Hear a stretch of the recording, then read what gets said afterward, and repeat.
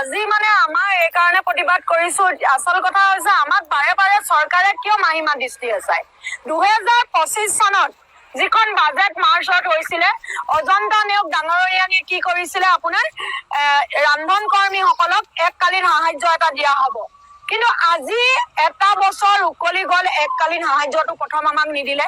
এয়া এককালীনৰ কাগজ, এককালীন দিম বুলি বাজেটত কোৱা লিখা আছে কাগজ। দুই, আমাক কৈছিলে যে অৰুণোদয় দিম বুলি। অৰুণোদয় অৰ্ডাৰ এইটো আমি মিছন ডাইৰেক্টৰ অফিচৰ পৰা পাইছিলো। কিন্তু ৰন্ধন কৰ্মীসকলক কিয় বাৰে বাৰে মাহিমা দৃষ্টিৰে চাই, কিয় মাহিমা চকুৰে চাই আমি বুজি নাপাওঁ।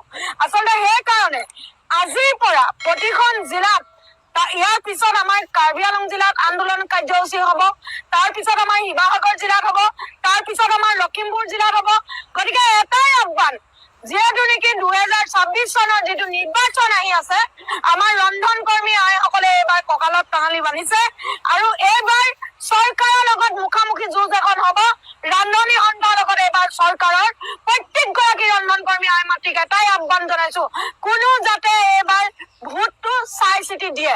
সকলো ৰন্ধন কৰ্মীয়ে যাতে এইখন চৰকাৰক যাতে ভোট নিদিয়ে। আচলতে আমি কাক বিশ্বাস কৰিম? নে গৌৰৱ গগৈক বিশ্বাস কৰিম, নে অখিল গগৈক বিশ্বাস কৰিম, নে লুইন গগৈক বিশ্বাস কৰিম? আচলতে আমি কাক বিশ্বাস কৰিম? নে এইখন চৰকাৰক বিশ্বাস কৰিম? তেওঁলোকৰ কাজিয়া শেষেই নহয়। ৰন্ধন কৰ্মীসকলৰ হৈ কেতিয়া মাত মাতিব? তেওঁলোকৰ কুকুৰ মেকুৰী কাজিয়াখন শেষে নহয়। ৰন্ধন কৰ্মীসকলৰ হৈ কেতিয়া মাত মাতিব? সেইকাৰণে প্ৰত্যেকগৰাকী আই মাতৃক আমি এটা কথা কবলৈ বিচাৰিছো, আই মাতৃসকলে এইবাৰ স্পষ্টভাৱে এখন যুঁজ হ'ব, ৰন্ধন কৰ্মীৰ লগত এখন যুঁজ হ'ব।